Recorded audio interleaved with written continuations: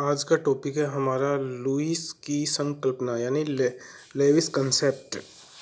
जो अम्लों के बारे में हम अम्ल और क्षार के बारे में अध्ययन कर रहे थे, इसके अंतर्गत जो लुईस ने एक कंसेप्ट दिया था जो इलेक्ट्रॉन युग्म पे बेस्ड है। जो इलेक्ट्रॉन युग्म होता है वो कौन डोनर है, कौन सा दाता है, इस पे डिपेंड है। तो लुईस ने अम्लों और क्षारों के उदाहरण स्पेक्ट्रम के आधार पर दी थी।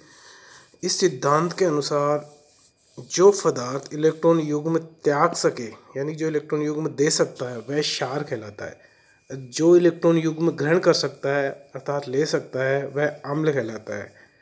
फॉर एग्जाम्पल अमोनिया एक क्षार है क्योंकि इसका एक अणु नाइट्रोजन परमाणु पर विद्यमान एकाकी इलेक्ट्रॉन युग्म को प्रोटॉन अथवा अन्य किसी इलेक्ट्रॉन ग्राही परमाणु को इलेक्ट्रॉन दे सकता है। HCl एक अम्ल है क्योंकि इसका प्रोटॉन जल अमोनिया अणु अथवा अन्य किसी इलेक्ट्रॉन दाता से इलेक्ट्रॉन युग्म ग्रहण कर सकता है। और BF3 भी इसी प्रकार का एक अम्ल है क्योंकि BF3 अणु में बोरोन परमाणु का अष्टक अपूर्ण होता है। इस कारण से यह जैसे अमोनिया से एक इलेक्ट्रॉन युग्म ग्रहण कर लेता है।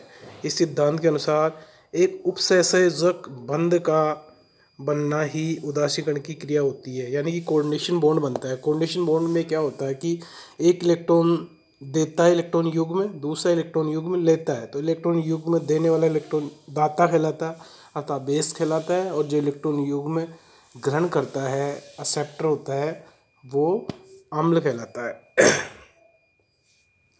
जैसे यहाँ हम देख रहे हैं अमोनिया और BF3 और इसके बाद में एक कोऑर्डिनेशन बॉन्ड बन रहा है। तो यहाँ पर जो अमोनिया तो एक क्षार की तरह कार्य करता है क्योंकि इलेक्ट्रॉन युग्म दान कर रहा है, और BF3 लुईस अम्ल की तरह कार्य करता है क्योंकि इलेक्ट्रॉन युग्म ग्रहण कर रहा है। और एक तीर के निशान की से इसको दिखाते हैं। तो तीर का निशान जो होता है वो इलेक्ट्रॉन दाता से इलेक्ट्रॉन ग्राही की तरफ होता है। अमोनिया, एमीन, जल, एल्गल आदि यौगिक लुईस क्षारों के उदाहरण है क्योंकि इनके पास में सबके पास में एकाकी इलेक्ट्रॉन युग्म है। अभिक्रिया में इलेक्ट्रॉन युग्म का दान कर सकते हैं। इस प्रकार ही BF3, AlCl3, FeCl3 आदि यौगिक लुईस अम्लों के उदाहरण हैं क्योंकि ये इलेक्ट्रॉन युग्म को ग्रहण कर सकते हैं। लुईस श्रृंखला के अनुसार विभिन्न अम्लों, क्षारों एवं उनसे बने उत्पादों को निम्न सारणी में प्रस्तुत किया गया है। फॉर एग्जाम्पल यहाँ देख रहे लुईस की श्रृंखला के अनुसार लुईस अम्ल जैसे HCl, H2O, SO3, BF3, HNO3, SnCl2, copper 2+, cobalt 3+। इसी प्रकार लुईस क्षार दे रखे हैं जैसे H2 अमोनिया, CaO से लेकर के ये, और कुछ न्यूट्रल्स हैं। फिर इसमें न्यूट्रल्स जैसे बन रहे हैं H2O, HCl और H3O++ Cl। तो ये इस प्रकार इसका उदासीन या उत्पाद बन रहा है। तो इससे हम देखते आगे लुईस अम्लों को इन्होंने क्लासीफाई किया है, वर्गीकरण किया है।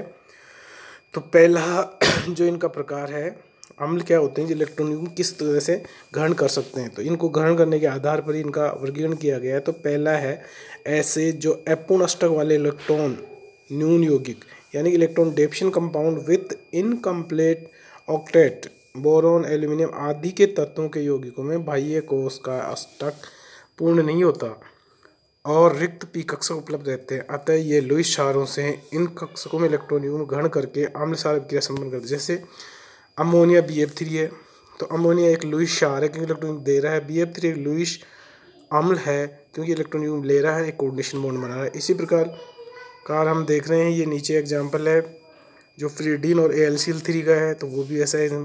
फिर दूसरा प्रकार का है रिक्त डी कक्षक वाले यौगिक compound with vacant D orbitals. कुछ यौगिकों के केंद्रीय परमाणु के पास में रिक्त डी कक्षक उपलब्ध रहते हैं जिसमें इलेक्ट्रॉन युग्म ग्रहण कर सकते हैं। फॉर एग्जाम्पल ऐसे SnCl4+2Cl- SnCl6 2-। इसी प्रकार फिर है तीसरा धन आयन कैटायन। हाइड्रोजन अथवा धातु इलेक्ट्रॉन खोकर धन आयनों का निर्माण करते हैं। स्वाभाविक इन धातुओं के पास रिक्त कक्षक उपलब्ध होंगे, अतः ये लुईस अम्लों की भांति व्यवहार कर सकते हैं। जैसे Ag+ को अमोनिया से क्रिया करते, Ag से जो अमोनिया के दो अमोनिया जुड़े हुए हैं और ये कंपाउंड बनता है, तो Ag जो है एक अम्ल की तरह व्यवहार कर रहा है यहाँ पे। फिर हम देख रहे हैं कॉपर का भी ऐसा एग्जाम्पल अमोनिया के साथ में। असंतृप्त यौगिक अनसेचुरेटेड कंपाउंड, ऐसे असंतृप्त यौगिक जिनमें भिन्न भिन्न विद्युत ऋणता वाले परमाणुओं के मध्य द्विबंध हो इलेक्ट्रॉन युग्म को ग्रहण कर सकते हैं, अतः लुईस अम्ल की भांति व्यवहार करते हैं। CO2, SO2 आदि इसी वर्ग के एग्जाम्पल है। इसी प्रकार इनमें हम देखते हैं इलेक्ट्रॉन षटक तत्व, इलेक्ट्रॉन विथ इलेक्ट्रॉन सेक्सटेट, जिसमें 6 इलेक्ट्रॉन होते हैं बाहर, वो वाले। जैसे लुईस अम्ल हम देख रहे हैं, सल्फर है, सल्फर SO3 के साथ मिलके H2O3 2 माइनस बनाती है। SO3 2 माइनस लुईस क्षार है, जबकि सल्फर लुईस अम्ल है क्योंकि ये इलेक्ट्रॉन युग्म ले रहा है आगे कोऑर्डिनेशन बॉन्ड में। इसी प्रकार ऑक्सीजन SO3 से SO4 बना 2 माइनस बना रहा है, तो वहाँ भी ये अम्ल की तरह व्यवहार करता है। इसी प्रकार लुईस क्षारों का वर्गीकरण कर सकते हैं हम। लुईस क्षारों में पहला है इसमें इसी के आधार पर जो इलेक्ट्रॉन युग्म को दान कर सकते हैं, रेनाइंस। तो रेनाइन जो होते हैं उनके पास में इलेक्ट्रॉन युग्म मौजूद होता है, तो वो इलेक्ट्रॉन पेयर दे सकते हैं, इसलिए ये सारे यूज, जैसे SO3 2 minus, NO2 minus, OH minus, X minus, NH2 minus आदि इस वर्ग के एग्जाम्पल है। अबंधी इलेक्ट्रॉन युग्म युक्त उदासीन अणु ये वो होते हैं जो भी कंपाउंड होता है उसके पास में एक इलेक्ट्रॉन पेयर मौजूद होता है दान करने के लिए, तो ऐसे जो होते हैं वो कहलाते हैं अबंधी इलेक्ट्रॉन युग्म युक्त उदासीन। जैसे ammonia, water, ROH, alcohol, ether, ये सारे जितने भी हैं मीन्स ये सब इस कैटेगरी में आते हैं। अब इसकी कुछ सीमाएं हैं, लिमिटेशंस हैं। यद्यपि ये सिद्धांत BF3 के अम्लीय व्यवहार अन्य अम्लों के क्षारों की व्याख्या सफलतापूर्वक कर सकता है, लेकिन कई अन्य बातों का स्पष्टीकरण इस सिद्धांत के आधार पर नहीं हो सकता। इस सिद्धांत के अनुसार HCl, H2O, HNO3 आदि के प्रोटॉन तो अम्ल हैं, लेकिन इनके अणु नहीं हैं, जबकि मूल रूप से ये सब अम्लीय हैं। इसी अवधारणा के आधार पर अम्लों और क्षारों की कई अभिक्रियाओं की व्याख्या नहीं की जा सकती। एसिडीकरण, जल अपघटन, विद्युत अपघटन, ये इनकी व्याख्या नहीं की जा सकती। अम्ल क्षारों की उदासीन अभिक्रिया बहुत तीव्र गति संपन्न होती है, जबकि इस अवधारणा के अनुसार एक उपसर्जक बंध का बनना उदासीनीकरण है, जो कि मंद गति संपन्न होता है।